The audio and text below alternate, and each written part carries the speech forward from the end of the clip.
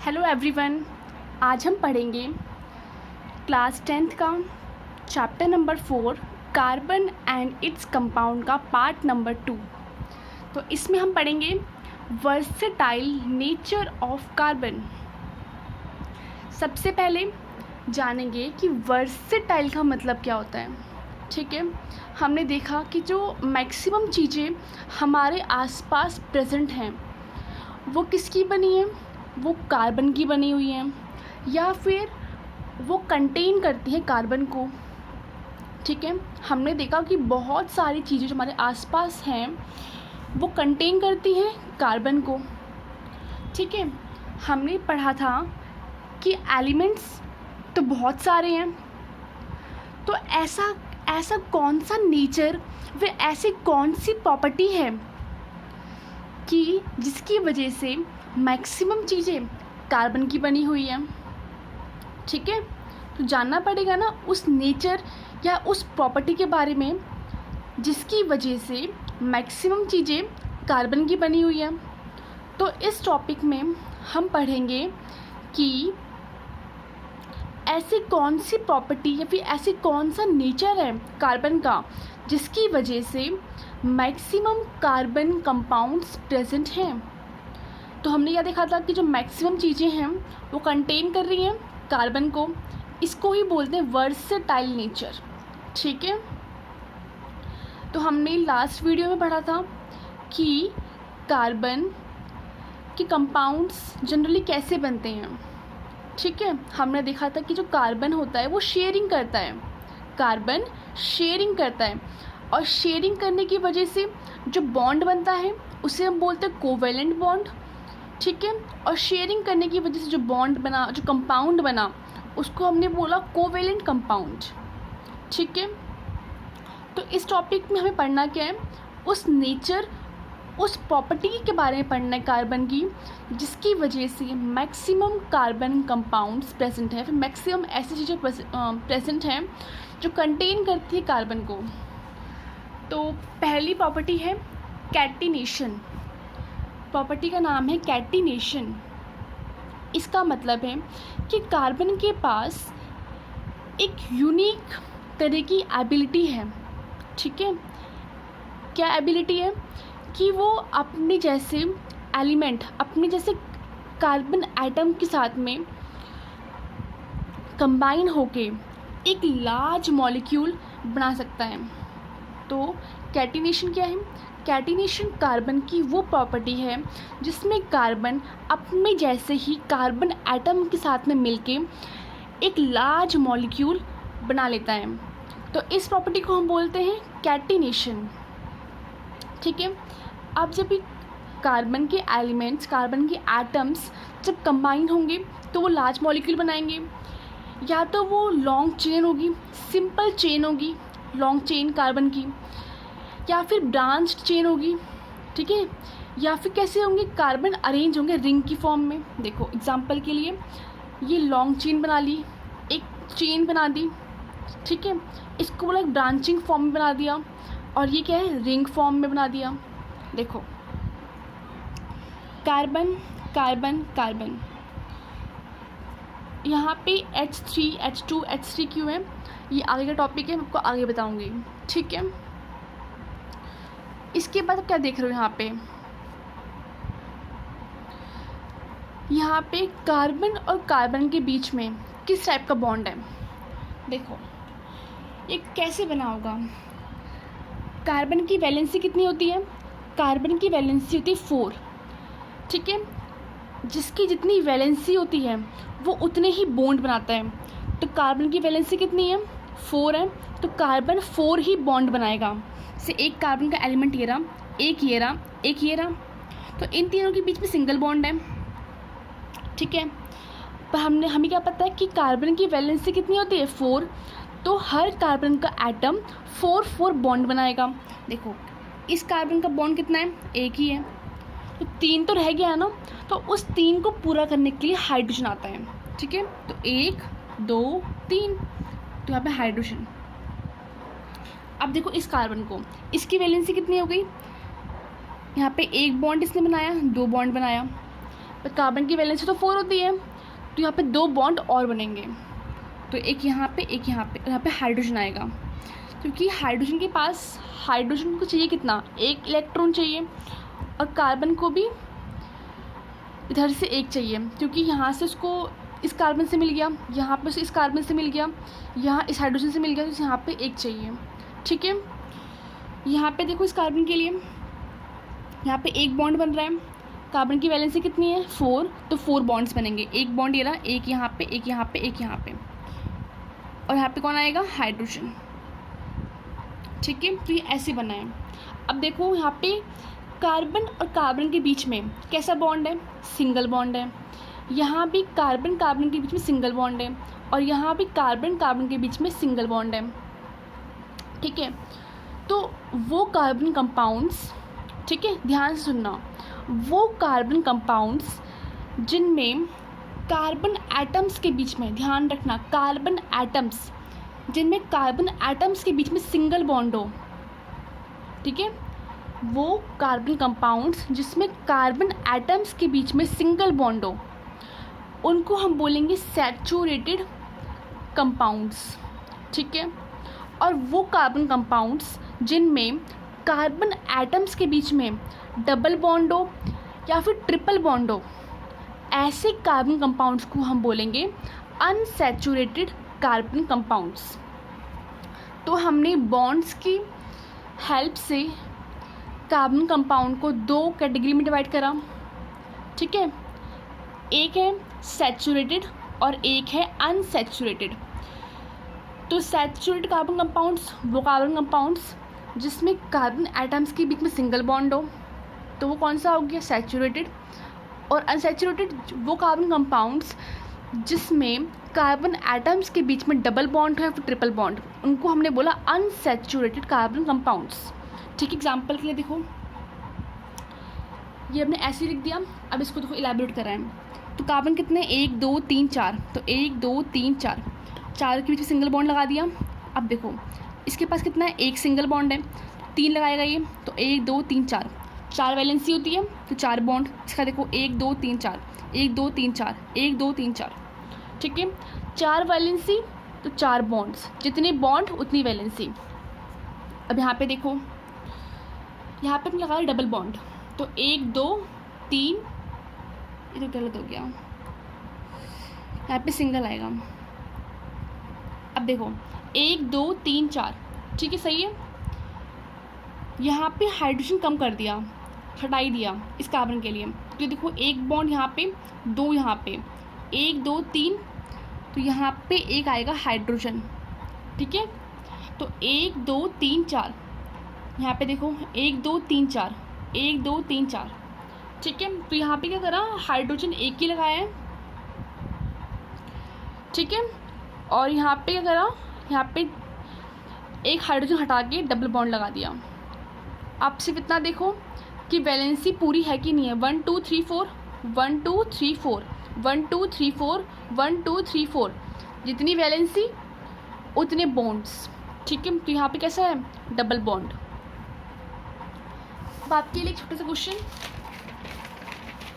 ये मॉलिक्यूल देखो आप और बताओ कि ये सैचुरेटेड है या फिर अनसैचुरेटेड, जल्दी बताओ, ये सैचुरेटेड है या फिर अनसैचुरेटेड।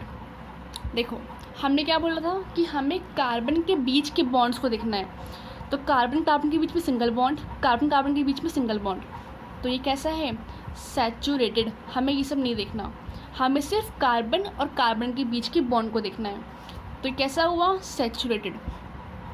हमने ट्रिपल बॉन्ड का एग्जांपल नहीं लिया, चलो ट्रिपल बॉन्ड का एग्जांपल लेते हैं। ये कार्बन है, ठीक है, यहाँ पे सिंगल लगा दिया, चलो यहाँ पे ट्रिपल लगा देते हैं। ठीक है, फिर यहाँ पे सिंगल लगा देते हैं, आपकी मर्जी कैसी भी लगाओ। अब देखो, लेकिन वैलेंसी को सेटिस्फाइड करना है। अब देखो यहाँ पे कितना है, 1, कितने होने चाहिए थे, 4, तो 3 चाहिए यहाँ पे, तो हाइड्रोजन लगा दिया। यहाँ पे देखो कितना है, 1 2 3 4, कंप्लीट है, सेटिस्फाइड है। यहाँ पे देखो 1 2 3 4, सेटिस्फाइड है, ये भी सेटिस्फाइड है, ये भी सेटिस्फाइड है। यहाँ पे एक ही है, सेटिस्फाइड नहीं है ये, तो इसको हम क्या करेंगे, 3 हाइड्रोजन दे देंगे, 1 2 3। अब हो गया देखो, 1 2 3 4, 1 2 3 4, 1 2 3 4। ठीक है, जो कार्बन कार्बन के बीच का बॉन्ड होता है, ये वाला बॉन्ड, कार्बन और कार्बन के बीच का बॉन्ड, ये बहुत स्ट्रांग होता है। ठीक है, जिसकी वजह से कैसा होता है, स्टेबल होता है। इसलिए तो हमारे आसपास इतने सारे कार्बन कंटेनिंग कंपाउंड्स प्रेजेंट हैं, जिसकी वजह से बहुत सारे मॉलिक्यूल्स, बहुत सारे लार्ज नंबर में कंपाउंड्स प्रेजेंट है कार्बन के। ठीक है, तो पहली प्रॉपर्टी कौन सी थी जिसकी वजह से बहुत सारे कार्बन कंपाउंड्स प्रेजेंट हैं, वो थी कैटिनेशन। और सेकंड प्रॉपर्टी है टेट्रावैलेंसी। नाम ही क्या बता रहा है, टेट्रा वैलेंसी। टेट्रा मतलब 4, वैलेंसी मतलब आउटर मोस्ट शेल में ऑक्टेट कंप्लीट करने के लिए। या फिर सिंपल इतना बोलो कि वैलेंसी क्या होती है, आउटर मोस्ट शेल में जो इलेक्ट्रॉन्स प्रेजेंट हैं उन्हें हम वैलेंसी बोलते हैं। ठीक है, देखो कार्बन है, इसका एटॉमिक नंबर कितना है, 6। तो पहले शेल में 2 आएगा, दूसरे में आएगा 4। ठीक है, पहले शेल में 2 और दूसरे में 4, तो ये 4 क्या हो गई, इसकी वैलेंसी। तो कार्बन की क्या होती है, टेट्रावैलेंसी। ठीक है, कार्बन की क्या होती है, टेट्रावैलेंसी। वैलेंसी निकालने का एक फॉर्मूला आपने पढ़ा होगा 9th क्लास में, कि अगर आउटर मोस्ट शेल में 4 से ज़्यादा इलेक्ट्रॉन्स हैं तो जितने रिक्वायर्ड हैं ऑक्टेट कंप्लीट करने के लिए वो उसकी वैलेंसी थी। अगर 4 से कम है तो जितने हैं वही उसकी वैलेंसी है। एग्जाम्पल के लिए सोडियम अगर ले हम, ठीक है, तो सोडियम को भरे 11 नंबर पे, एटॉमिक नंबर कितना 11, तो 11 इलेक्ट्रॉन्स, 2 8 1। तो आउटर मोस्ट शेल में कितनी है, 1 है। तो मतलब वो एलिमेंट्स जिनके आउटर मोस्ट शेल में 4 से कम इलेक्ट्रॉन हो तो उनकी वैलेंसी वही होती है। तो इसकी वैलेंसी कितनी हो गई, 1। जैसे मैग्नीशियम के आउटर मोस्ट शेल में 2 इलेक्ट्रॉन होते हैं तो उसकी वैलेंसी भी 2 हो गई। एल्युमिनियम की आउटर मोस्ट शेल में 3 इलेक्ट्रॉन्स होते हैं तो एल्युमिनियम की वैलेंसी कितनी हो गई, 3 हो गई। मतलब अगर आउटर मोस्ट शेल में 4 से कम इलेक्ट्रॉन्स हैं तो जितने हैं वही उसकी वैलेंसी हो गई। अब क्लोरीन ले लो आप, ठीक है, क्लोरीन का एटॉमिक नंबर कितना है, 17। तो 17 ही इसके पास क्या होंगे, इलेक्ट्रॉन्स होंगे। अब फिल करते हैं, पहले में 2 आएगा, दूसरे में 8, तीसरे में 7, 8 10 17 हो गया। तो इसके आउटर मोस्ट शेल में 4 से ज़्यादा इलेक्ट्रॉन्स हैं। जब 4 से ज़्यादा इलेक्ट्रॉन्स हो तो उस समय वैलेंसी क्या होती है, इसको अपना ऑक्टेट कंप्लीट करने के लिए कितने इलेक्ट्रॉन चाहिए, 1 चाहिए, है ना, क्योंकि पहले शेल में 2 और बाकी के शेल्स में 8 इलेक्ट्रॉन होने चाहिए। यहाँ पे कितने हैं, 7, होने कितने चाहिए, 8। तो इसकी वैलेंसी कितनी हो गई, इसकी वैलेंसी हो गई 1। क्यों, क्योंकि इसको 1 इलेक्ट्रॉन चाहिए अपना ऑक्टेट कंप्लीट करने के लिए। ठीक है, तो ऐसे निकालते हैं हम वैलेंसी। आई होप आपको समझ में आया होगा। ठीक है, एग्जाम्पल और ले लें, कौन सा लें, सल्फ़र ले लेते हैं, 16 पे है ना, 2 8 6। ठीक है, तो आउटर मोस्ट शेल में 4 से ज़्यादा, तो कितने चाहिए इसको ऑक्टेट कंप्लीट करने के लिए, इसको चाहिए 3 चाहिए नहीं, 2 चाहिए, है ना, तो इसकी वैलेंसी हो गई 2। ठीक है, तो ऐसे निकालते हैं हम वैलेंसी। अब अगर 4 इलेक्ट्रॉन्स ही हुए तो 4 ही इसकी वैलेंसी हो जाएगी। ठीक है, तो कार्बन की क्या वैलेंसी होती है, टेट्रा वैलेंसी। कार्बन के आउटर मोस्ट शेल में 4 हैं तो 4 ही इसकी होगी वैलेंसी। ठीक है, तो कार्बन की होती है टेट्रा वैलेंसी, मतलब इसकी वैलेंसी होती है 4, जिसकी वजह से ये अपनी जैसे, कार्बन की टेट्रा वैलेंसी होती है जिसकी वजह से ये अपने जैसे कार्बन एटम के साथ में ईजिली बॉन्ड बना लेता है या फिर मोनोवैलेंट एलिमेंट के साथ में।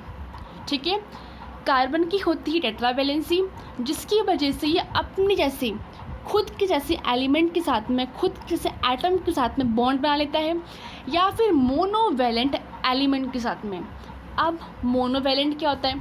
मोनो मतलब वन, वैलेंट मतलब वैलेंसी।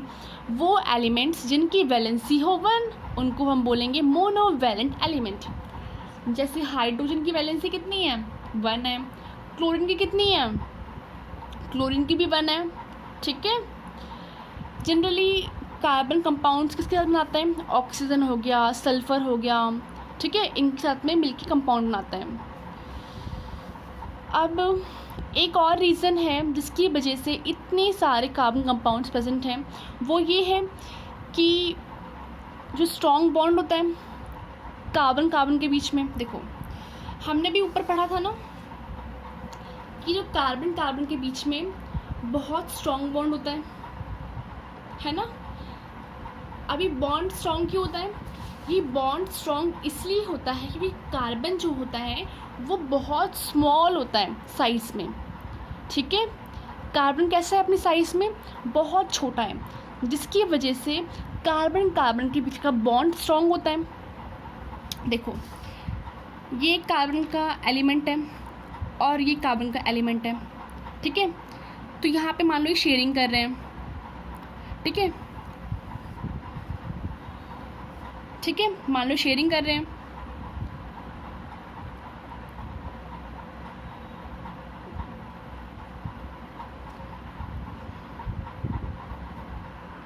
थोड़ा एग्जाम्पल रहने दो। देखो जब कार्बन कार्बन के एटम्स क्या करते हैं? शेयरिंग करते हैं। तो शेयरिंग करने की वजह से क्या होता है? देखो कार्बन कैसा है? साइज में स्मॉल है। ठीक है, जिसकी वजह से जो शेयर्ड इलेक्ट्रॉन होते हैं, जिन इलेक्ट्रॉन्स की शेयरिंग कर रहे होते हैं, ठीक है, तो न्यूक्लियर चार्ज होता है। न्यूक्लियर चार्ज मतलब न्यूक्लियस में क्या है? प्रोटॉन है। तो प्रोटॉन अपने इलेक्ट्रॉन के साथ साथ में वो जो शेयर्ड वाले इलेक्ट्रॉन होते हैं उनको भी पुल कर लेता है, उनको भी खींच लेता है। ठीक है, अब इसका एटम, इस कार्बन एटम का न्यूक्लियस इसके शेयर्ड पेयर इलेक्ट्रॉन को, इस कार्बन एटम के शेयर्ड पेयर इलेक्ट्रॉन को खींचेगा और इस कार्बन एटम का न्यूक्लियस मतलब प्रोटॉन पॉजिटिव चार्ज है प्रोटॉन पे, तो इस कार्बन एटम का प्रोटॉन इस कार्बन एटम के शेयर्ड इलेक्ट्रॉन को खींचेगा। इस कार्बन एटम का प्रोटॉन इसके शेयर्ड पेयर इलेक्ट्रॉन को खींचेगा, जिसकी वजह से कार्बन कार्बन का बॉन्ड स्ट्रॉन्ग होता है। ठीक है, अब इनके प्रोटॉन्स क्यों खींच पा रहे हैं? क्योंकि इनका साइज स्मॉल है, तो ये पास में आ गए ना, इसलिए। ठीक है, ये पहली बात हुई, समझ में आया। और प्रोटॉन पे चार्ज क्या होता है? पॉजिटिव, और इलेक्ट्रॉन पे नेगेटिव, तो उनमें एक जनरल अट्रैक्शन तो होता ही है। ठीक है, तो ये थे कैरेक्टरिस्टिक फीचर्स किसके? कार्बन के। टेट्रावैलेंसी और कैटिनेशन ये कैरेक्टर्स हैं किसके? कार्बन की, जिसकी वजह से बहुत सारे कार्बन कंपाउंड्स प्रेजेंट हैं। आई होप आपको समझ में आया होगा। जल्द मिलते हैं नेक्स्ट वीडियो में। Thank you.